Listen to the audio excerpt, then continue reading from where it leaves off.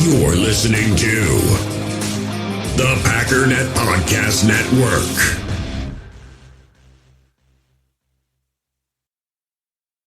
You're a podcast listener, and this is a podcast ad. Reach great listeners like yourself with podcast advertising from Lips and Ads. Choose from hundreds of top podcasts offering host endorsements, or run a reproduced ad like this one across thousands of shows to reach your target audience with Lips and Ads. Go to lipsandads.com now. That's LIBSYN ads.com.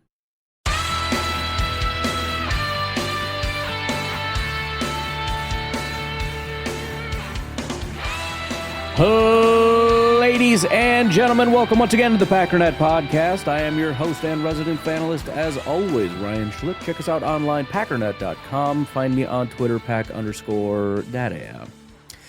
Well, today on the podcast, we're going to do something that I never do. Up until I pushed record, I still wasn't planning on doing it, but I just got this hair. You know what I mean? It's feeling a little froggy. Keep saying I'm going to replace this cord, and then I just don't do it. Part of the reason I don't do it is because I'm not positive that's the issue. It's got to be, because I keep bumping it, and that's the problem. But everything about this microphone is expensive, so it's not like these cheapy piece of crap that I used to use that I could easily use. For the first several years, I want to say 3 or 4 years of the podcast, I had just a $30 Logitech headset. I thought it worked actually really well. It was quite good. In fact, the bonus of having a headset is you can flail your... See, look, right now you can't hear me because my face isn't in the microphone. So I've got my head turned toward the stupid microphone. I would put the microphone closer in front of my face, but that's going to mess with the cord. But if you have a headset, you can just flail your head around all you want, and everybody can hear you just fine, but whatever. It's a nice microphone. I spent a lot of money on it, so I'm not going to complain about it.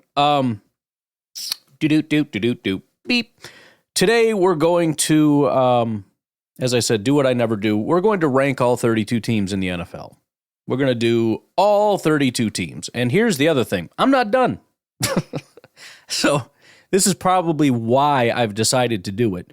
I've got 32 through 22, and I don't know that they're actually done because as I go to a new team, I got to decide, where they go. But we're going to do that together because it's hard to kind of remember. If I just started now, I might look at it and go I don't remember why I put it there.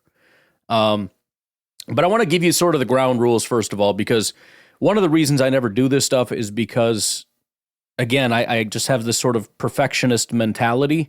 If you met me, you'd be like, bro, you are the furthest thing from a perfectionist. But just shut up and trust me. One of the issues is you start going through it and you go, well, it just depends what you mean. We're ranking 32 teams based on what? Well, who's the best? What does best mean? Are we talking about who's going to have the best record, which is even harder to try to gauge because there's so many unknowns? What I settled on, what felt the most right to me, is to just look at it in terms of likelihood this team wins the Super Bowl. Because there are a lot of teams, and this is going to mess with some of the rankings, and some teams are going to be mad, like Vikings fans and whatnot are going to be mad at me.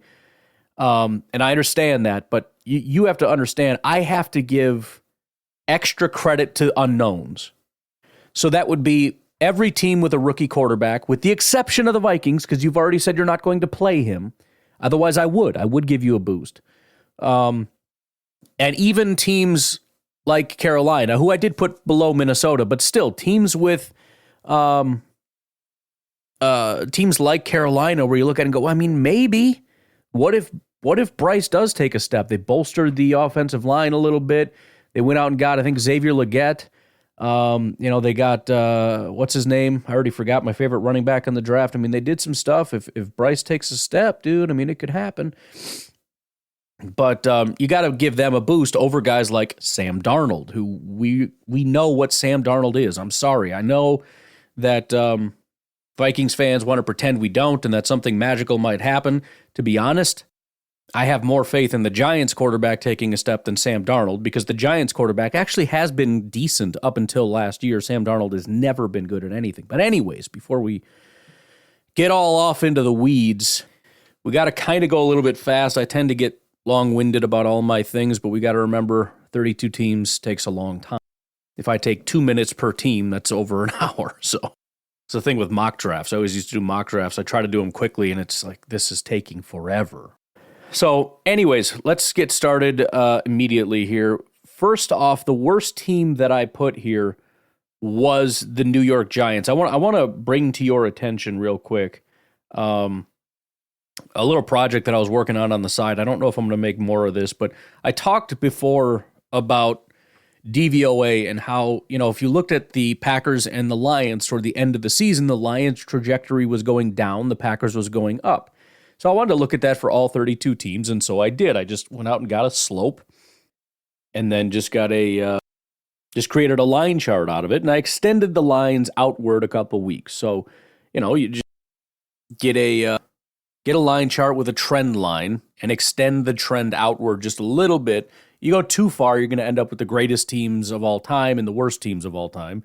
If you don't go far enough, you just kind of have where you ended up at the end of last year. And it's certainly not perfect because some of the stuff is out there. For example, Chicago was a top 10 football team. The Las Vegas Raiders are the fourth best team. So some teams, they just had such an incredible spike at the end of the season, it throws things off. And that may be the case with some of the teams at the end who just completely plummeted, who are maybe a little bit too low. But it's still kind of interesting. And one of the things that stood out was that Washington actually ended by far as the worst team. Baltimore was by far the best. Those are the two things that really stood out to me as I went into this. Now, that's somewhat irrelevant because I don't have Washington as the worst team, only because they went out and got a new quarterback. Otherwise, they would be sitting at the bottom based on this. Aside from that, I've got PFF up, kind of showing the grades of the current players that they have. I've got their free agents that they picked up, and their draft picks. And that's just kind of what I'm going to be going off of. And we'll go from there. All right, quickly now, starting from the bottom. Now we've got the New York Giants at the very bottom. Now, again, remember, this is the hardest sell that this team is going to win the Super Bowl. And I just, for the Giants, I think I struggle the most. It's not Carolina because we'll get into Carolina. But they've got a quarterback that could take a jump. Again, they they improved the offensive line. They added some weapons at running back, at wide receiver. The Giants have had this quarterback for a long time. I mean, even Tennessee. I don't like Tennessee, but they had a first-year quarterback last year. Minnesota has a quarterback that I believe in maybe even less than Daniel Jones, but they still have a coach that I respect more. They have maybe the best wide receiver in football. They've got a defense going into year 2. I mean, you could sell me on it. Plus, there's always a chance that their rookie quarterback ends up playing and ends up being great. It's a very slim chance, but it's a thing that could happen. I see no path, none whatsoever. And it's funny because it wasn't that long ago I remember saying, like, man, half the league just doesn't have a quarterback. There's been a whole resurgence, and a bunch of these quarterbacks probably aren't going to work out. But when I look at teams that just, they don't have a guy, who else doesn't have a guy? I mean, I guess you could argue Pittsburgh. They're in a bit of a pickle. Houston might. Houston does. Chicago might. Even some of these that might be, temporary, they still got somebody. Atlanta has Kirk Cousins now. Arizona's got their guy back. New England drafted a guy. Washington drafted a guy. Tennessee's going into year 2. Carolina's going into year 2. The Jets have Rodgers. The Giants, they just have nothing. They have nothing. I mean, you want to talk about the worst possible team that you could have put on Hard Knocks. I mean, the Giants are the least interesting team in football, I think. The only thing they've got going for them is Dexter Lawrence at a defensive tackle spot, and maybe Malik Neighbors is good. Their offensive line sucks. Their quarterback sucks. Their tight ends suck. Their wide receivers suck. Their cornerbacks suck. Their safeties suck. Everybody not named Lawrence on the defensive line is not worth anything. Maybe Burns, I guess, is okay. He ranked 40th last year off the edge. Their linebackers are mediocre at best. I mean, this team is just the worst. Next up, I did put Carolina because their roster is garbage. I mean, they're a bad football team. I'm just giving them the benefit of the doubt that maybe Bryce takes a step. He did rank 35th out of 38 quarterbacks. He was about as bad as you could possibly get. But they also have a guy on the interior that's quite good. They have Jadeveon Clowney, that's a better pass rusher than anybody the Giants have. They have J.C. Horn, who seems to be a promising corner. They've got Xavier Legette, who they drafted, on top of Deontay Johnson, who seems decent, Adam Thielen, who's got a little bit left in the tank. They drafted Jonathan Brooks at running back. Do I think they're going to be a good football team? No, I don't. Do I think that they're... Well, I mean, it entirely comes down to Bryce taking a step. But aside from that, I mean, again, they added Robert Hunt at guard. They added Damian Lewis at guard. So they added to the 2 guard spots. You've got Taylor Moton at right tackle. So maybe they've got 3 other spots figured out on top of Ikem Ekwonu, who's been a massive disappointment, but at least mediocre at left tackle. Austin Corbett is the only disgraced offensive lineman left who's on the interior. They added Yosh Nijman for a little bit of depth as well. So if the offensive line is better, the wide receivers get either because of a jump from Jonathan Mingo, who was a pretty bad rookie wide receiver last year, or because of, as I mentioned, Xavier Legette, who gets brought in. And then again, on top of that, Jonathan Brooks, the running back, comes. If there is a jump from Young, I think that this is a significantly improved team. But that's a big if, because if Young is still garbage like he was last year, this team is going to be the worst team in football. They will be worse than the Giants. After that, I did put Minnesota, and I know that's going to upset a lot of people, but as long as your quarterback is Sam Darnold, you're not going to do anything, right? I mean, you had a defense that really struggled. You still don't have any corners. You have 1.5 wide receivers. I mean, I understand you guys love Addison. He ranked 56th last year. He was a low-end number 2. You've got a good, not great offensive line. Hawkinson is a really good tight end. Darnold is a bad quarterback. He's just bad. And that is the biggest deciding factor. You cannot find teams with bad quarterbacks that are good football teams. You're also not going to find teams with elite quarterbacks that have bad football teams. I hate that football has become so boring, but that really is the only analysis needed. And as long as Sam Darnold is still Sam Darnold, I don't care that you have Aaron Jones and Justin Jefferson and, you know, a dominant tackle duo and a top 5 tight end. Like, it doesn't appeal to me. So that is the only thing. And again, remember, I'm just saying if you hit your absolute peak, what is the thing that could turn this around, right? You could look at Tennessee and say you're out of your mind for putting Tennessee ahead of Minnesota, but they've got a quarterback going into year 2. If he takes a big jump, that's all it takes. Darnold is not taking a jump. He's not. You have a bad quarterback as your quarterback, and that's it. That's the story. So as long as Darnold is your quarterback, there's just no path. And remember, this isn't even something to necessarily get upset about, because it doesn't mean you're a bad team. You have your quarterback of the future in waiting, and when he takes over, if you want to draw a path from there to the Super Bowl, you're going to skyrocket up this list. But as long as Darnold is your quarterback, you have a ceiling of suck. How many years did Sam Darnold play for the Jets with an elite defense, and that team was just complete garbage? After that, I did put the Tennessee Titans. They are currently sitting at 29th. I mean, it's kind of similar to a lot of these teams. They've got a couple things going for them.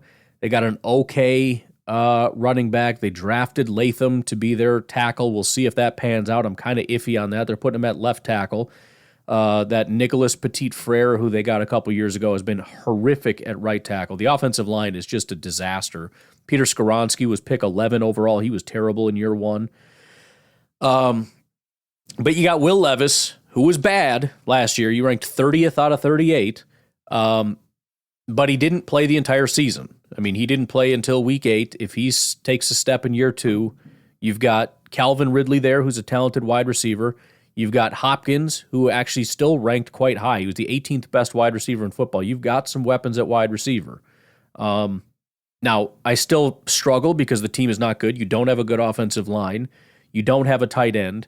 You have Pollard, who's a solid running back, but he's not like a every down kind of a guy. Your defense is just kind of mediocre across the board. You've never had pass rushers. I swear this team has not had an elite pass rusher in what feels like 10 years. So I do think that there's a relatively hard ceiling. But again, all it takes is a Will Levis jump, and you're going to be better than Minnesota, Carolina, the Giants, and probably several other teams. All right, after that, we get into some of the rookie guys. I have Washington. Remember, I had Washington probably as the worst team in football. However, they drafted Jaden Daniels, and if Jaden Daniels pulls off a C.J. Stroud, they're going to be a pretty good football team. Now, the problem is C.J. Stroud had like 2 top 10 wide receivers last year. Now, you could argue Stroud is part of the reason that they were top 10. Whatever, it doesn't matter. The bottom line is Washington does not have that. They got a decent offensive line. They have Terry McLaurin, who is a good wide receiver. That started to dip a little bit, but, again, you get Jaden Daniels playing some better football, maybe reinvigorate Terry McLaurin to play a little better because he's been playing for an organization that's just awful for a long time. They don't have a lot else. That's the thing. They have a wide receiver 1-ish, and I say ish because I think he has the potential to be, in the top 32 category. He is not right now. He ranked 35th last year. I'm still very iffy on this team. They got good linebackers, but nothing else on defense. That defensive line, remember, they traded everybody away to the Bears, to the 49ers. Everybody's gone. So again, this is maybe the worst team in football, but if Jaden Daniels is a dominant football player, that's the thing. So I have them at 28. At 27, I have New England, almost the exact same situation. It's a bad football team. The difference being they have a rookie quarterback. Now, I don't know if May is going to be really playing. PFF has Jacoby Brissett as the quarterback.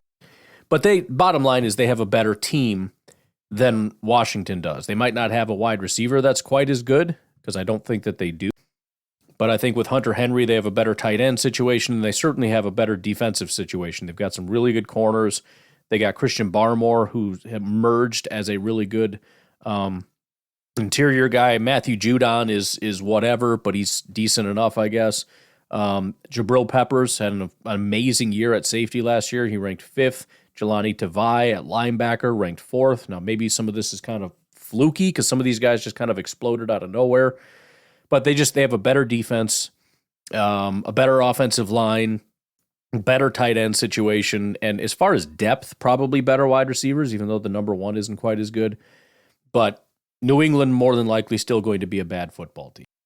I think after that it starts to get really difficult for me. Actually, it's not that hard. The next team I think has to be Denver, and they maybe should be lower, but I'm going to put Denver here. They also have a rookie quarterback in Bo Nix. Now, I'm a big Bo Nix fan. That's number 1, but I'm going to rationalize a little bit to make sure that they're higher because I just don't like Washington and New England. I think they're probably somewhat similar to both teams, actually. I think Cortland Sutton is probably a better wide receiver than either of the two of them have. They have arguably a better offensive line than both of those teams.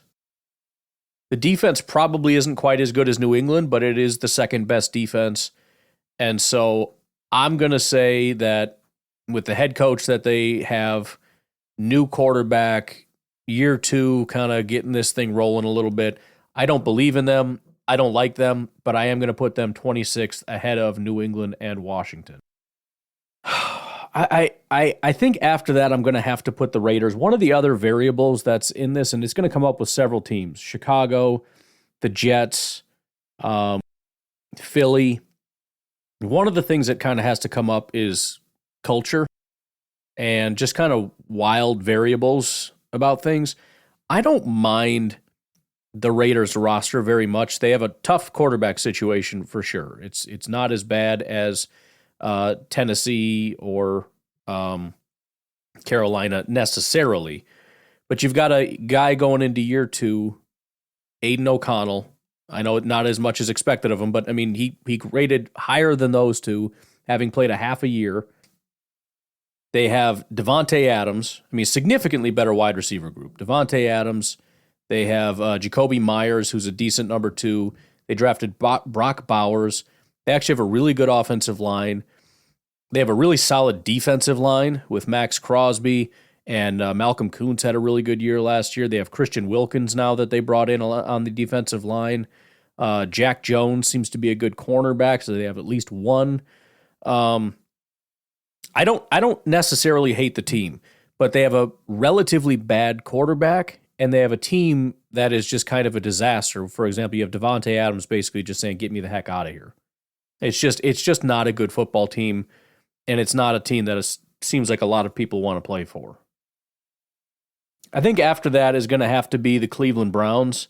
As much as I want to give Deshaun Watson the benefit of the doubt, I know that's going to tick people off just saying, but I just mean from a talent perspective. I mean, we've seen him for 2 years. Now, I don't know when he's ever going to play healthy. He played, 1, 2, 3, 4, 5 games or something last year. It seems like he doesn't want to play anymore. You know, I don't know exactly what's going on, but you're just kind of getting these feelings that like he maybe could have played but didn't. I don't know. I mean, great offensive line, great running back, and Njoku's a solid tight end. They've got 2 really good wide receivers in Cooper and Jerry Jeudy. I mean, Jerry Jeudy isn't what he was supposed to be, but as a number 2 like slot guy, sure. Maybe the best pass rush duo in football, solid linebackers, decent enough safeties. I mean, you've got what you need to be a really good football team. And if Watson can just be even 70% of what he was prior to all these issues, 2020 he had a 92.4 grade. I mean, this could be a really good football team.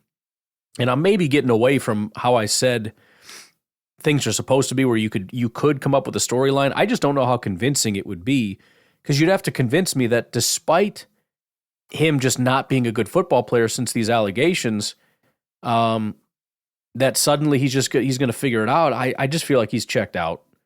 And I think he's collecting a paycheck, and he really just doesn't want to be in the spotlight anymore.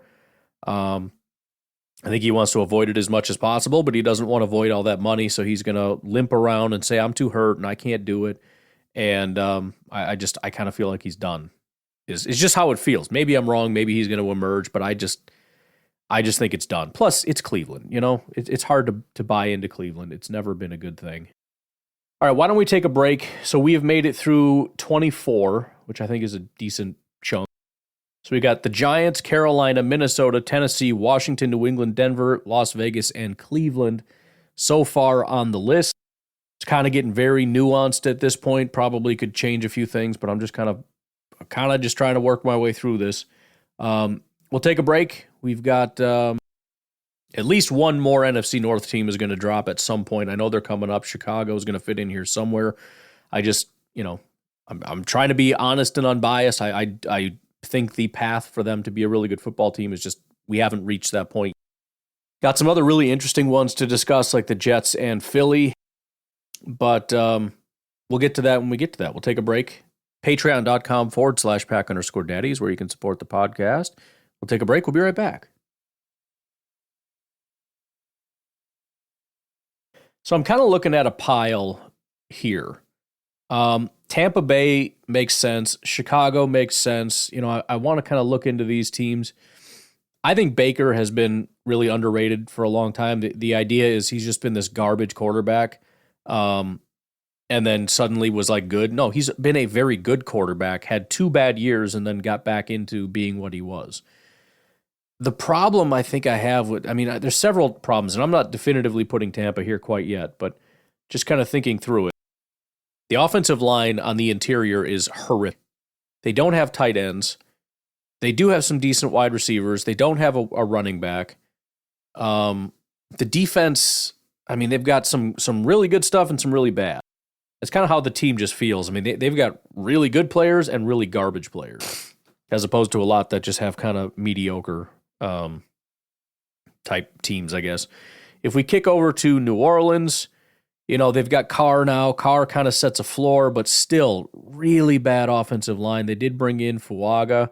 We'll see if that can be anything. They have Olave, who ranked 16th. Aside from that, as far as weapons go, Kamara is still playing at a decent level. He ranked 26th.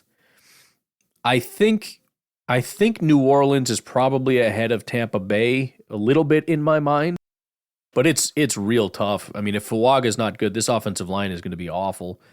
And again, Carr is a better quarterback, but how much better? He's not great. He ranked 19th last year. Indianapolis needs to be brought up. Richardson was bad last year, but he played 2 2 games, essentially, week 1 and week 4 were about the only games he played significant snaps. I'm not necessarily a huge believer in Richardson. I know he's an immensely talented guy as far as his athleticism, and it would be cool to, I've mentioned it before, it'd be cool to have a guy like Richardson because he's such an athletic freak. And honestly, it's not a bad football. I mean, you want to talk about maybe the best offensive line in football. Holy crap, he's got a good offensive line. They got Jelani Woods at tight end. They've got Jonathan Taylor at running back. They've got some wide receiver options that are not terrible, like Michael Pittman and Josh Downs. Downs, as a rookie, had a 70 PFF grade, which is not terrible. Michael Pittman ranked 27th with a 77. I mean, those are decent options. The defensive front is fantastic. You got Ebukam. You've got Grover Stewart. You got DeForest Buckner and Kwity Paye. All of them were 70s or 80s. Buckner and Ebukam were in the 80s. Paye and Stewart were in the 70s. You got a solid corner over here in Kenny Moore. It just comes down to the quarterback. But, again, I think I would put him ahead of both just based on the way that we're doing this. Because if you just told me that Richardson broke out, this team is dominant. As opposed to New Orleans and Tampa, where there isn't a path. Chicago, they've got a rookie quarterback. So obviously the storyline is, I've said it before. A lot of people look at rookie quarterbacks as a negative. It's not a negative. A negative is a negative. A positive is a positive. An unknown is an unknown. It falls somewhere in the middle.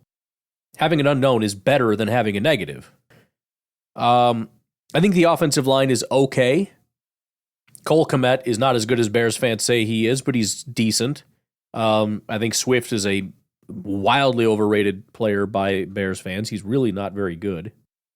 They could have maybe the best wide receiver core in football, which obviously makes a difference. The defense, I think, is slightly overrated by Bears fans, largely because of what happened last year. But, they've got a guy who's got a great track record with defense. We've seen situations where you look at the PFF grades and there's a gap between the grades and the talent in terms of they're performing better than they should based on how talented they are. And so we'll see how that all pans out. I don't know that I would put him ahead of Indy as far as, potential, just because the people around him are not quite as good. And if Richardson had a full year where he was bad, maybe I'd put him lower, but he had like 2 games, like I said. It doesn't count for anything. So I think that block is all going to be one. Maybe there's a team I'm missing that should be in the conversation, but I'm going to put this block in as it is. And so 23, 22, 21, and 20. At 23, we're going to have Tampa Bay. 22 is going to be New Orleans. 21 is going to be Chicago, and 20 is Indy. There's a couple others that you could maybe put in there. I've got another block of like Arizona, Atlanta, Jacksonville, Seattle. Maybe a few others where it's kind of another group and you could look at it that way. For example, I've been an Arizona hater for quite a while. I'm not a fan of Kyler Murray. I'm not a fan of the team. They just feel like they never do anything. However, and this is going to be the next one because I still don't really like them, but the path is not that hard to figure out. Kyler Murray has shown, it's been a while because he's been injured the last 2 years, but 2020 and 2021, Kyler Murray was a really good quarterback, especially in 2021 where the rushing wasn't as good, but he was a really good passer. And so maybe this is more of a, whatever you want to call it, a storyline that's more a fun fantasy than a reality. But if Kyler Murray can reemerge and you've got Marvin Harrison there, I mean, come on. It's not that hard to figure out the story. Now, do I like the team? No. Offensive line is the weapons outside of Harrison, although Trey McBride actually did really emerge last year. He kind of broke out. I don't know how real it is, but I mean, it seems to be a thing. He ranked 7th actually last year, as well as their running back, James Conner, was 4th. So, I mean, a couple things are just kind of blowing up here. So the weapons around him seem decent. The offensive line is not good, but it's not, I guess, horrific. Maybe it's horrific. I don't know. And the defense is a huge, question mark would be polite. I think it's kind of bad. They do have Zaven Collins and Gardeck at pass rush, who are, mean, Collins maybe is okay. He ranked 44th. That's about as good as it gets on this defense. But again, it comes down to the quarterback. I think we've seen it with Kyler Murray. The last time he was healthy, he was a top 10 quarterback. I think that matters. Harrison could be an absolute freak. I mean, if this connection goes on to be one of the best in football, the team's going to do some stuff. Now, I think they're capped out. I have them at 19th. That's not a good ranking. That's not even top half. And I think it's because even if Kyler is a top 10 quarterback and Harrison is the new number one wide receiver in football, it's still going to be an absolute grind trying to turn this into a Super Bowl caliber team. After that, I'm going to put the Atlanta Falcons. The Falcons have tried and kind of failed, especially with all these weapons that they got. You know, they went out and got Robinson and Pitts in London, right? They invested a lot in that. Unfortunately, Bijan Robinson, despite his hot start, ranked 38th last year. It was garbage. Kyle Pitts, despite his really hot start, you know, he's the 5th ranked tight end in football as a rookie. He dropped to 11th in 2022 and 22nd this year. Drake London, likewise, getting worse. He was 11th as a rookie. He dropped to 23rd in year 2. Now, they went out and got Kirk Cousins. Kirk Cousins is a good quarterback. He's been top 10 for a very, very long time. And with the weapons that he has here, I think he's going to stay as a top 10 quarterback. He's just good, right? Health could be potentially an issue, but I mean, it's maybe not as good of a wide receiver one, but you talk about running back, tight end, wide receiver, it's just a better situation, and the offensive line is better. This is a very good offensive line. And then defensively, there's some questions, but there's some pieces. David Onyemata on the interior is solid. A.J. Terrell at corner is solid. Jesse Bates is dominant at safety. So they've got like one at every level. One defensive lineman, one corner, one linebacker, one safety, and a couple we'll sees in between. Similar to Arizona, I think they're a little bit capped out, but I believe in Cousins because he's done it every year. I believe that he's going to be able to make these weapons work. I believe he's going to be able to stay up behind this offensive line, and I think the defense is probably going to still be bad, but somewhat competitive. So I'm going to put them 18th. At 17, I'm going to put Jacksonville. I'm not a huge believer in them either. I mean, Trevor Lawrence has seemingly kind of hit his stride since 2022. Unfortunately, his stride has kept him outside of the top 10. He was 11th in 2022. He was 15th in 2023. I think that's just kind of what he is. He's good, not great. They did go out and get Brian Thomas, so we'll see what becomes of that. They have Christian Kirk at wide receiver. Ingram is a decent tight end. You know, they all kind of rank, you know, mid. ETN 17th, Ingram 13th, Kirk 48th. They're all kind of like number twos, basically. And I'm saying that for tight ends as well because there's only 5 or 6 good tight ends in the NFL. So 13th it's not bad, but whatever. So I think Lawrence kind of caps the team a little bit, but I also think that they've got some solid talent.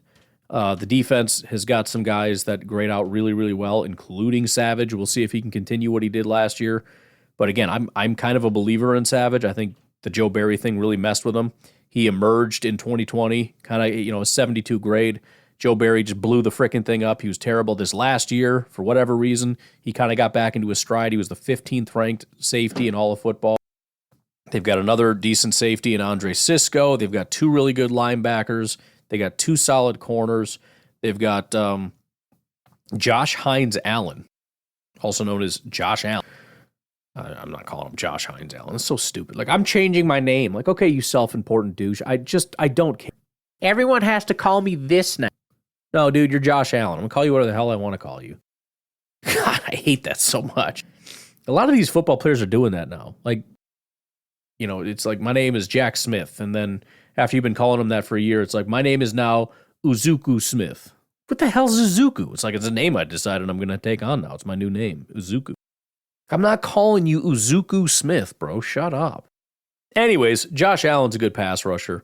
I think it's a good team. It's not a great team. And it's just like, if Lawrence can take a half a step forward, and if the Thomas thing works, and if they just have some good coaching, I think it's a good enough team to win football games. They just don't really have greatness anywhere.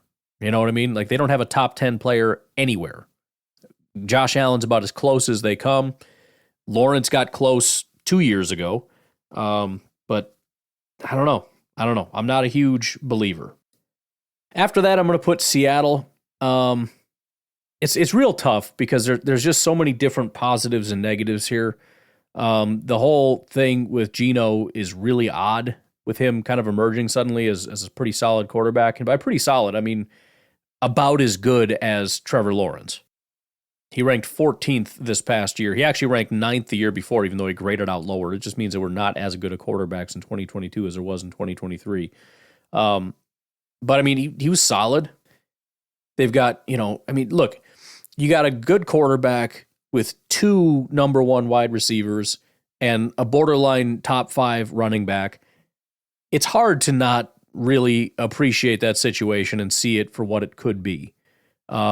They've also got some really solid corners. They've got Devin Witherspoon, as a rookie, was the 6th best cornerback in football. They have Michael Jackson, who ranked 20th this past year, and Tariq Woolen, surprisingly, because everybody loved him in his rookie year, is their 3rd best. And he's even a decent number 2 corner. He ranked 52nd with a 67 grade. I'll take that for my number 3 corner any day. 6th, 20th, and 52nd. Are you kidding me? Tyrell Dodson was the number 1 linebacker in football. I don't know if that's how real that is, but that's a thing. They've also got Jerome Baker. They've got Julian Love at safety, who was decent. I mean, they've got some pieces for the defense to be decent enough, especially at corner. That's the thing. I mean, you kind of look at this team and you say, okay, the plan is to boat race people because we've got a quarterback and some really good wide receivers, so we're going to try to put up points. The offensive line's a disgrace. Classic Seattle Seahawks stuff. But we're just going to try to launch it down the field, and we're going to score a bunch of points. Jackson Smith and Jigba also going into year 2. He didn't have a great rookie year. He ranked 75th. Potential he could grow. And then we're not going to let you catch up because we have one of the best, if not the best, corner situations in the NFL. My biggest issue is that aside from the corners and the wide receivers, it's, the defensive line it's decent. Linebackers and safeties are decent, and the offensive line is horrific. I mean, it's just absolutely putrid. 4 of their 5 offensive linemen graded in the 50s. Their best offensive lineman is their left tackle, Charles Cross, who was a number 9 pick, ranked 38th with a 67 grade. It's just bad. So is there a path? Absolutely. Do I necessarily believe in it? Not really. And then the last one that I put in this group, and it's largely just because I really struggle with it. I want to give the quarterback more credit, but the team just isn't good. And I understand they got a new head coach now and whatever, but the Chargers I'm going to put at 15. They lost all of their weapons, right? They just got rid of all their wide receivers. So they have nothing left. Poor freaking Herbert. The guy's played behind a terrible offensive line with terrible coaching staff, no running back. He's had some wide receivers, but I just feel bad for the guy because he's been good for 4 straight years. He had an 85.5 PFF grade. He might not be a top 5 guy or whatever, or at least he's not right now, but I just, I'm putting him up here because of Herbert and because they got a new coach and there's a lot of hype around what that could possibly mean. I struggle outside of that. I mean, my imagination is only so strong. They got Joe Alt at right tackle. They got a decent tackle on the other side in Rashawn Slater. Will Disley's a decent tight end. They don't have a wide receiver. They don't. They drafted Ladd McConkey. That's really their only hope. That or, that's about it. They got DJ Chark and Josh Palmer as their other wide receivers. They still have Khalil Mack, who's still going strong, believe it or not. He seemed like he completely fell off. In 2020, he was the number 1 pass rusher in football, and then he dropped to 29th and then 37th, graded in the 70s. It seemed like it was over. Last year, 91.8 grade, 6th overall. So Mack and Bosa remain a dominant pass rush duo. They've got Asante Samuel as a decent corner. They got Alohi Gilman, who looks like a good safety. There's some stuff here. If they haven't been able to do it to this point, and by do it, I don't even mean win a Super Bowl. I just mean be a good football team.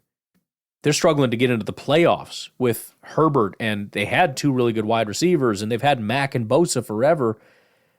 I don't know what it's going to take, but I struggle with that team. Next up, I'm going to put the Pittsburgh Steelers. A lot of people probably think they should be quite a bit lower. Look, I understand Russell Wilson is not the Russell Wilson of old, but he had a 77 grade and ranked 18th. And I just think Pittsburgh is a better organization than Denver. That's why Denver's down at 26th. That's despite having, a rookie that could potentially be good. But look, I think Wilson's in just a better overall situation. This is a team with an elite defense. That does a lot for a team because it means Wilson doesn't have to do as much work. As crazy as he is, George Pickens seems to be a decent wide receiver. They've got a decent running back, a decent tight end, an okay offensive line, I guess. But really, it just comes down to the defense. The offense is not going to do the heavy lifting. The defense will. Teams are not going to put up a lot of points against, you got Watt and Highsmith. They ranked 5th and 10th, both of them graded in the 90s. You've got 2 dominant interior guys. You got some solid linebackers. You got Patrick Queen there, really good safety group. I mean, it's just that's going to be the foundation of this. It's just a matter of, can Russell Wilson be good enough, right? I mean, again, he ranks 18th. Herbert was 11th. The guy in Jacksonville, the guy in Seattle, I mean, they're not much worse than what Wilson was. They're all kind of in that same tier of quarterback, kind of between 11 and 20, those guys. And Wilson is in that category. So I just think get Wilson in a better situation. If you see a slight, it doesn't even need to necessarily be a reemergence. If he's a top 15 quarterback and they can score points, and remember, this is a team that, like a team that has a winning record every year, regular visitors to the playoffs, and that's with no quarterback. I mean, as much as we might not like Wilson, he is an upgrade. So I'm going to put them at 14th. All right. Now, I think there's like 3 teams, which is actually perfect because there's 3 teams until we get to the top 10. I think the top 10 are actually pretty locked in my mind. Because I think it might be somewhat unfair to the 3 teams that are getting left off. But one of them I just don't think is good enough. The other 2 I just have serious questions about. So I'll start with the one that I just don't necessarily think is good enough. And I know I just saw a video recently of somebody saying this is going to be an elite football team. I just struggle with them. I feel like they kind of had their moment in the sun, and now they're just kind of one of those good, not great teams. They have been for the last, what feels like 3, 4, 5 years. I don't know. LA Rams. Matt Stafford is dominant. He had an 88 grade. He ranked 5th. Puka Nacua is a dominant wide receiver. They've got 2 good offensive linemen. They've got a solid running back, 2 good number 2s in Kupp and Robinson at wide receiver. The defense I don't like very much. I mean, they've got some pieces. They got maybe 1 corner, maybe some interior guys, but that's about it. We'll see what Jared Verse can be off the edge. That's going to be a big question mark. If he can emerge as a dominant piece, then they've got that. That's going to make a big difference. I don't like the defense. I don't care for the offensive line, and I don't trust Matt Stafford to stay healthy. Maybe that's unfair because he was fairly healthy this past year. It just seems like his body is really breaking down. Honestly, the same as Kirk Cousins, but I don't trust him a ton. I know this is a team that is seen as like a lock playoff team, and maybe they are. I just think there's too many missing pieces here. If you told me 100% Stafford's going to be healthy and the defense was not abysmal, then maybe we could talk about top 10. But I don't know. I don't necessarily buy it. Do they get to the playoffs? I don't know. Probably. Who cares? But they're not going to go anywhere. They're just not good enough. They're not good enough to beat the 49ers, to beat Green Bay, to beat Detroit. I mean, in a fluke, could they? Sure, but they're not on that level. And so they're not going to be in that level. The other 2 are probably a little unfair, especially the one that we'll talk about next. I'm going to start off with this one, though, the New York Jets. Now, again, this might be entirely unfair because as far as rosters go, man, this is a loaded roster. I mean, Rodgers graded out terribly because one of it is 1 snap. But if we assume Rodgers is, I don't know, what maybe not 2020 Rodgers, but 2021 Rodgers, or even 2022, it's a pretty big upgrade. 2022, he had a 77 grade, which isn't terrible. 89 in 2021. You've got good tackles, at least. It looks like you've got some help off the tackle spot, even though the interior is still a little bit iffy. You've got wide receivers, you got a running back, and the defense is just a work of art. I mean, if green's your favorite color, come over, get a PFF subscription and check out the Jets. It's a thing of beauty. Here are my concerns, okay? Down the line. Number one, Rodgers. Rodgers as far as his health, Rodgers as far as his motivation, and also Rodgers in terms of his talent. The last time we saw peak Aaron Rodgers was 2021. That's a long time ago. It is. 2022 Rodgers was not good. 2023 Rodgers didn't exist, and it looked like it was going to be a disaster anyways. He just was running for his life the whole time. He was pissed off the entire offseason. I don't know that we can just automatically assume this is top 10, top 5 Rodgers. Another issue, again, interior offensive line is a problem. And so Rodgers is going to be under pressure, and I don't know that that's going to go very well. Problem number 3, we all assume Garrett Wilson is this top 5 wide receiver. He's not. He had a good rookie season where he ranked 12th. That's with a bad quarterback, by the way. So I don't want to hear about, well, last year he had a bad quarterback. He's only ever had bad quarterbacks. He ranked 12th as a rookie. He wasn't even top 10. He dropped to 43rd last year. Garrett Wilson is not this mega elite wide receiver that I think everybody assumes he is. They have Mike Williams on the other side. Mike Williams hasn't been healthy since 2022. He seems to be pretty good, but he's 30 years old. And he played 2.5 weeks last year. And then the defensive side is also a big problem.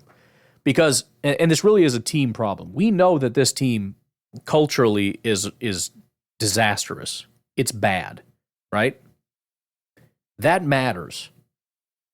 I think many of us, and this is where a lot of people get mad at the Packers and the GM and everything, because it's like, well, every problem is the GM's problem for not getting enough talent. And everybody wants their team to look like the Jets, just loaded with talent everywhere.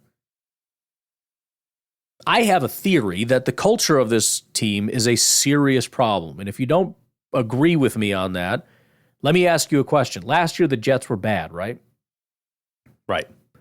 And we say the Jets were bad because of their quarterback, right? They have Sauce Gardner and Reed, really good corners. They've got a defensive front with Johnson, Williams, and Reddick, really good front. Williams, especially on the interior, ranked 3rd with a 91 PFF grade. Their linebackers last year had grades of 81, 83, and 76. They've got Adams at safety, who is basically at a 70 PFF grade. Just dominant across the board. Why was their defense not even top 10 last year? They have probably the most talent of any team on any defense. They didn't even rank top 10. They didn't. Why? Why? They've got a defensive head coach who's supposedly a defensive genius. They've got a team that is loaded with talent. And they dropped from 3rd 2 years ago to 12th last year, depending on what metrics you're looking at. It was not a good defense. Why? That's my question. I don't know that the Jets are a team that's going to be able to get the talent out of it, and the drama hasn't stopped. It's been one thing after another. Drama. They still have a completely inept offensive coordinator, which of course is not going to matter because they brought in a new guy to be the actual offensive coordinator, which I don't know why you even bother doing that. I mean, I understand you're too much of a freaking coward to just fire the offensive coordinator for not doing his job, so you bring in another guy to actually do the work that this guy's refusing to do. But why bother bringing him in? Because Rodgers is just going to call all the plays anyways, which I think in and of itself is a problem. How's that going to work with Wilson and Williams, who just got here this year? Does Williams know all the hand signals? He came over from the Chargers, and you've been off in Egypt on vacation. Is he going to figure that out right away? I don't know, man. I don't know. I mean, listen, can we draw up a story where Rodgers is 2020 Rodgers and these wide receivers are dominant and this defense is the best defense in football? Yes, and they win a Super Bowl. How believable is it from my perspective? I struggle with it. I just do. All right, so they're going to be 12th. And then at number 11, and again, this might be a little unfair. I don't know. I struggle with this. Philadelphia. Philadelphia is a good football team. They were dominant the first half of last year. I think Jalen Hurts is a really good quarterback. I don't think he fell off even a little bit. He takes a lot of the blame for what happened last year. He wasn't the problem. They got good tackles. They got good wide receivers. They brought in Saquon, who I think is just overrated, but he's a talented guy or whatever. Really good defensive front. They got Cooper DeJean and Isaiah Rodgers at corner, along with Darius Slay. We'll see what Cooper DeJean can do. Reed Blankenship's a good safety. Zach Bond, pretty good linebacker. Everything's more or less here. And we've seen it, is the other thing. I just don't know that anyone's adequately answered the question, what went wrong last year and why is it better now? Because it's like, well, it went bad because of the coaching staff. Well, it's the same coaching staff that was really good in the first half of the year, right? Okay, so what happened? Well, it was a coaching staff. Okay, so you got a new coaching. Is it a good coaching staff? Well, I don't know. Well, I don't know either. That's the problem. I'm not kidding you, this was one of the worst teams in football down the stretch last year. And that same team is coming back, and they lost their star center.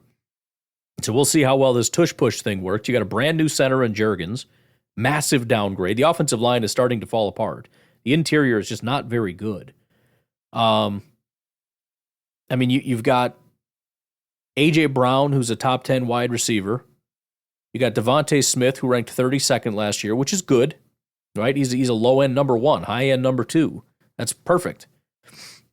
I just feel like the elite team that we've seen for a long time is starting to fall apart, and it really broke last year. And I think a lot of people are looking at, for example, Vic Fangio and saying, this is going to be an elite team. Remember, Vic Fangio hasn't had a good defense in a very long time, and all the Fangio defenses are not very good right now. Last year, not a single Fangio defense was good. Not one, including Joe Barry's, as we know. I think that the NFL has evolved to a point where this is just not the defense you want anymore. And so while they may have the best of the Fangio defenses, I don't know that means they have a good defense. I really don't. So I don't know that I necessarily believe in them. No, I'm stuck because it doesn't make sense that they're going to be as bad as they were last year. I think Jalen Hurts is too good. He's a really good quarterback. And A.J. Brown is an elite wide receiver.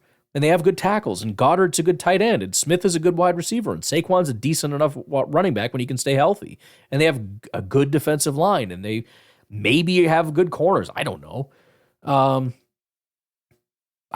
you look at the other teams, when you look at Baltimore and San Francisco and Buffalo and Detroit and Green Bay and Kansas City and Houston and Cincinnati, I don't have the serious questions about them that I have about Philly. Now, if you told me Philly's just like it was a glitch and we fixed it, right? It was crowd flare or whatever. We had the blue screen of death. We gave her the old reboot and we reloaded this and that and the other, and we're back online now. Great, sounds good. Then you sail. You're probably top 5, but I don't know. You have to prove it to me first. So I'm going to give you the benefit of the doubt to put you the closest to the top 10 as I can, but that's the best I can do. I can't put you inside the top 10. Speaking of, why don't we take a break? We'll come back and we'll rip through the top 10. We'll be right back. All right. At 10, this is kind of an easy decision because I think if one of the teams, if you were to take Philly or the Jets or the Rams or somebody and say they belong in the top 10, who are you dropping out? That's pretty simple for me. I'm taking Dallas. And the reason is, first of all, again, you want to talk about dysfunction. This whole thing with Prescott just seems really weird. It just feels like they hate Dak and they don't want to pay him, and they're probably going to pay him, but they don't want to, and this is the second time this has happened. The other big issue is Dak Prescott was elite last year. Now, maybe in, 1, 2, 3, 4, 5, 6, 7, maybe in year 8, he just blew up. Or this is just one of those things where you have that one elite year and that's it. I don't think you see that from Dak again. And then you have an offensive line that is not good. You have wide receivers that really outside of CeeDee Lamb are not good. The defense is certainly talented. They've got some talented stuff, but you got coaching staff that's moved around. I just don't really believe in them. I don't believe in them. I don't even think their fan base really believes in them. I think that they can be a talented regular season team. Similar to the Rams, I just don't. I mean, I think Dallas beats the Rams. I just don't see Dallas really getting over the hump. I just don't. If you see regression from Dak Prescott, I mean, that's kind of that's going to be the death knell right there. After that, I hate to do it. I got to go Cincinnati. I mean, Joe Burrow, when he's healthy, I mean, 2 years in a row, 2021 and 2022, he was the number one quarterback in football. This guy is freaking God mode incarnate. If he hadn't had those injury issues, I mean, he's better than Mahomes. I mean, he doesn't do all the fancy stuff. This guy is unbelievable. The injuries are a problem. He ranked 17th last year, having played, about a half a season. He played weeks 1, 2, 3, 4, 5, 6, and 8 and 9. Actually, no, he played through week 10 or 11. I don't know. Whatever. Dude got hurt. And in the time that he was healthy, he ranked 17th this past year. It just doesn't seem like we're seeing the same Joe Burrow. The offensive line is The tight ends are The running backs are They got wide receivers, right? In Jamar Chase and T. Higgins, although it seems as though T. Higgins will not be on the team. So that's a big downgrade. So I feel like, we've lost something in Burrow. I still don't trust their offensive line.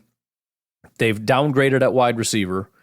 And I don't see a good elite football team. They've got one decent corner in Mike Hilton, but he had the best year of his career, so I don't know that they really have good corners. They have one good pass rusher, and by good, I mean he ranked 20th, which is fine, right? But that's it. Hubbard is terrible. The linebackers are The safeties, okay, they got a safety in Geno Stone, but we'll see. I don't see the firepower. You need Burrow to be number one again. And you need the defense to kind of get something going here. You get the number one quarterback with Jamar Chase and a decent enough defense, you can convince me. But I struggle with what they currently have, the current construction of this. I don't think they've done good enough job of building talent here. And I just don't trust Burrow. I don't trust that we see a fully healthy Joe Burrow that is the number one quarterback again. I think he's lost a little something. And he's been injured now for, a while. At number 8, I'm going to put the Detroit Lions. I know Lions fans are going to be all ticked off or whatever, but listen, the bottom line is I think everybody else can lay claim, maybe with the exception of San Francisco, but they're locked in the top 4. I've got 4 that are just kind of locked into the top, and they're one of them. I mean, it's just a dominant team. I'm sorry to have to say it, but it is what it is. Detroit is the one team that just doesn't have that guy that's going to be elite, right? What do we have left? Houston. Could this player this year be a top 3 quarterback? Goff? No. Stroud? Yes. Love? Yes. Tua? Maybe. I think it could be. He went from like 8th to 7th. He graded out really well last year. I don't want to go in exact order, but the rest of the guys, Baltimore, San Francisco, Kansas City, Buffalo, all of them easily either are, have been, or very likely could be a top 3 quarterback. Goff, no. They do have St. Brown, but that's it. They don't have anybody else. I'm tired of hearing about Jameson Williams. I've heard about Jameson Williams ad nauseum, nonstop. The dude has never done anything. They have terrible wide receivers outside of St. Brown. Really good offensive line, as everybody knows. Laporta's solid, but we've listed several really solid tight ends so far. He ranked 6th last year. He's in the mix of that. The defense has some stuff, but they also have some deficiencies. Aiden Hutchinson's very good. He ranked 8th last year, 91 PFF grade. That's solid. They got 2 interior guys, DJ Reader, who's real good, and Alim McNeil, who exploded last year. Whether he maintains that after 2 years of being mediocre, I don't know, or if he regresses, but it's there. Marcus Davenport is garbage. The talk about him contributing is nonsense. They have one good corner in Brian Branch. They drafted Terrion Arnold. No idea what he's going to be. Their linebackers are not good. Their safeties are not good. And again, they ended on a low note. They were going down. The Packers were a better football team than them. Yes, they beat, the Rams in Tampa? Who gives a crap? I've got Tampa Bay listed 23rd and the Rams 13th. Who cares? You're not better than the Packers. You're not better than the 49ers. So there you go. So that leaves three teams kind of in a little bit of a bunch here. You've got Houston, Green Bay, and Miami. I don't think any of them necessarily deserve to be in the top four. They've all got their strengths and they've all got their weaknesses. I think Miami is probably the guy on the outside in terms of quarterback talent. Again, he ranks 7th, so it's not impossible that he could be top 3, but you kind of feel like he's leveled off. Right? He was 8th and then he was 7th. I think he just is what he is, which is a top 10. He's kind of like a Kirk Cousins, I think. He's really solid and maybe underappreciated. Is he ever going to be MVP? Is he ever going to be the number one quarterback? Probably not. But you pair him with Waddle and Hill and now Odell Beckham and Raheem Mostert, who's a really good running back. I mean, that's such an electric and scary offense. Then on the defensive side, they've got Kendall Fuller, who's a good corner. You got Bradley Chubb, who, he exploded last year. Whether that was fake or not, I don't know. Shaq Barrett is what he is. He's now going on 32 years old. Jalen Phillips on the interior seems solid. Javon Holland at safety, really, really good. They have Jordan Poyer now at safety, who's getting up in age for sure. He's 33 years old, but still got something left in the tank. There's a lot to like there. Houston, likewise, I mean, CJ Stroud, he ranked 13th, but that was as a rookie. Every reason to believe he could get better. He might regress too. I don't know. But very well liked. The offensive line is kind of disastrous, but their wide receivers are number 3 ranked Nico Collins, number 15 ranked Tank Dell, who is a rookie, and now Stephon Diggs, who ranked 20. Stephon Diggs is right now their wide receiver 3. Let that sink in. The offensive line is probably the worst of the 3. The running back group is probably the worst of the 3. The wide receivers, they have probably the best. Well, no, Miami might have Miami, then Houston, then Green Bay. I think they have the second best quarterback after Love. Yes, I'm planting my flag on that one. They do have Derek Stingley at corner, who's very good. They've got 2 really good pass rushers, but that's kind of it. Then if you click over to Green Bay, yes, he ranked 12th, but obviously, as we know, starting in week 9 when he figured it out, he was a top 2, top 3 quarterback. For much of it, he was the number 1 quarterback in football. Josh Jacobs had a down year, but he is an elite running back. You got Musgrave and Kraft, who we'll see what that can be. The offensive line is kind of mediocre. It is what it is right now. Myers and Ryan at guard, if that's the situation, that's not good. Zach Tom is good. Walker, if he's the tackle, is okay. Jenkins, I don't know really what he is anymore. We got 3 solid number 2 wide receivers, which, the depth is there. The top end talent is not. Corners, we'll see what Stokes can be. Right, that's kind of the big question, but Jair's a solid guy. You got Rashawn Gary and Preston Smith, who are solid pass rushers, not elite, but solid. Interior, kind of same thing. Devontae Wyatt seems like he could be a really good pass rusher, but not a good run defender. Kenny Clark, kind of in the same boat, honestly. He's a kind of a pure pass rusher at this point. I think the Packers lack the elite top-end talent, although I think some of these guys have that talent. I think Zach Tom can be a top 10 guy. I think any of these wide receivers, Watson, Reed, Dontavian, any of those guys could potentially be top 10. It's a little bit of a stretch. The wide receivers are tough.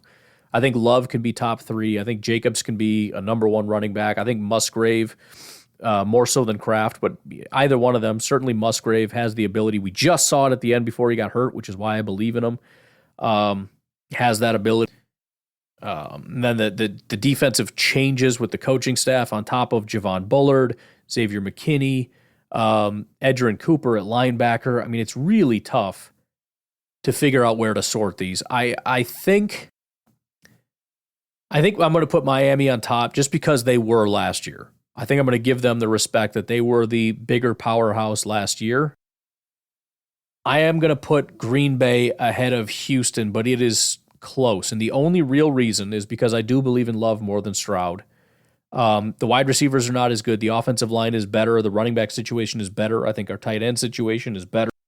And I think we have less sort of severe deficits on the other side. For example, their number 2 corner is Jeff Okudah. That's a disaster. Their linebackers are not good. The safeties are not going to be as good as this. So I think our defense is going to be better than Houston's defense. I think Love will be better than Stroud. I think our offensive line and our running backs and our tight ends will be better. Really, what they have going for them is maybe a better number one corner, maybe better pass rushers, and probably better wide receivers. But so I'm going to have Houston at number 7.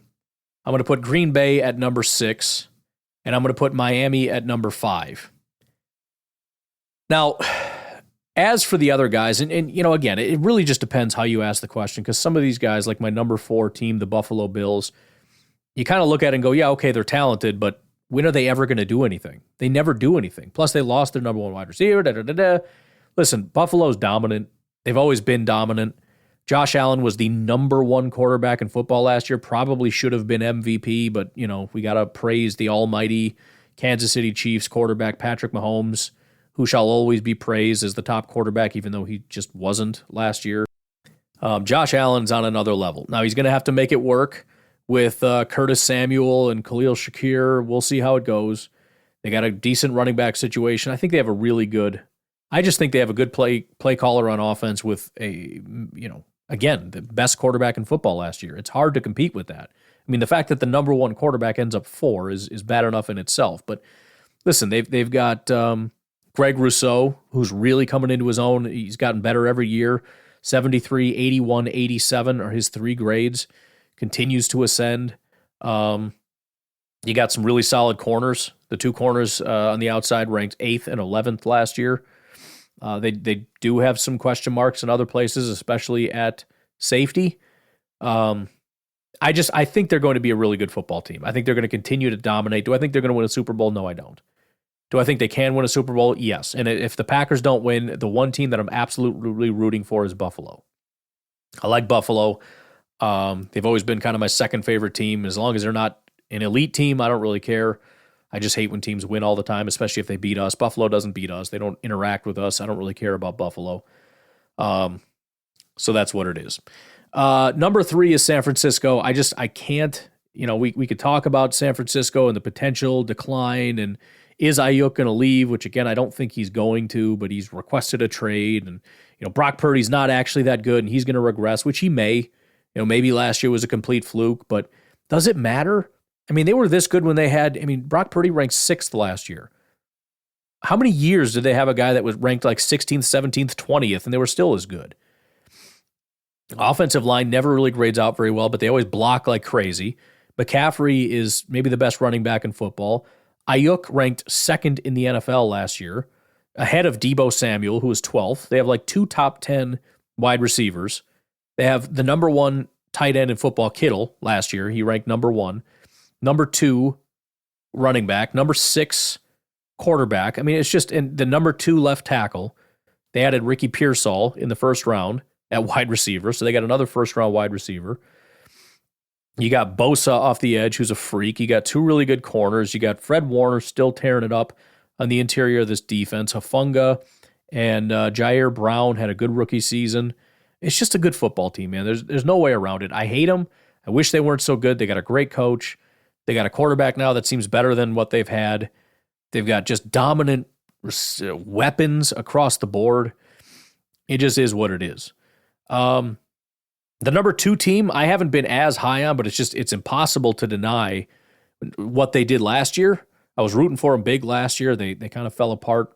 But when you look at, for example, DVOA, especially when you follow the trend line, they were a good football team that just kept getting better.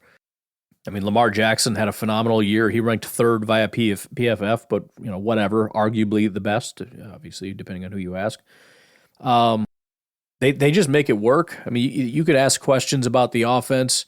Keaton Mitchell, I don't know where this dude came from, but I think he was an undrafted free agent in 2023, but he had a 92.4 PFF grade. He didn't play a ton, but looks like he's going to be leading the way.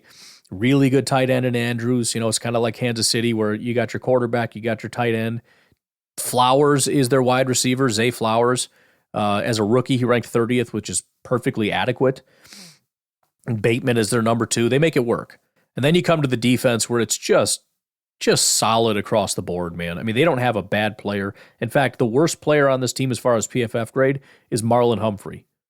who's a pretty solid cornerback. He had a 65 PFF grade. He ranked 59th at corner. That's the worst that they have on this entire team. The other corner is a 67. Their defensive line grades 70, 78, 77, 80, 68, 75. The linebackers 78, 76. The safeties 74, 86. I mean, it's such a beautiful thing. They don't necessarily have elite aside from maybe Hamilton at safety, Kyle Hamilton, who's just a dominant safety. But everybody's good, and they've just got a great culture, a great defensive culture, and they run the ball really well with Lamar and the offensive line, and just it's really a thing of beauty what Baltimore does. I mean, they're a fun team. I should go back and watch a little bit more of them because they are just they're a scary football team. If Lamar can stay healthy, he's had struggles with injuries the last several years, and that's when Baltimore struggled. But he stayed healthy this year, the entire year, as far as I can tell, and they were arguably the best team in football. In fact, I think that they were. They were better than the Chiefs, who I am going to put number one. The only reason I'm going to put the question is create a scenario in which this team wins Super Bowl. If you've won back-to-back Super Bowls, you get to be number one. I don't give a crap how much, Pat Mahomes wasn't the number one guy. The Chiefs weren't the number one team. It doesn't matter, dude. They win. That's what they do. They win. And so, you don't have to draw me a picture in crayon to get me to understand how the Chiefs could possibly win the Super Bowl. So I just, by virtue of, giving them the respect due, Kansas City is number one. So the entire ranking, I'm going to throw this on social media as clickbait just to piss people off.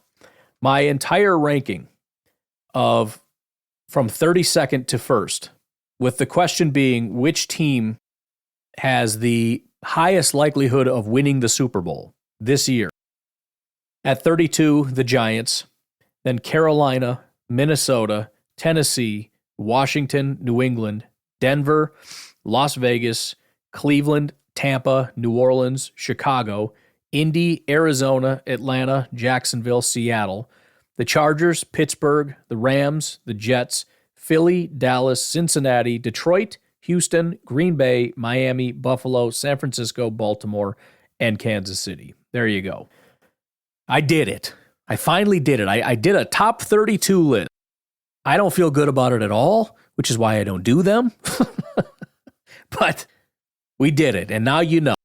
This is the question people always want to know anyways. Like, where would you rank? Like, freaking, all right, fine. I guess, as much as I'd love to say higher, and I'm sure if I just glanced at it without actually doing the work, I'd look at it and be like, come on, Green Bay's better than Miami.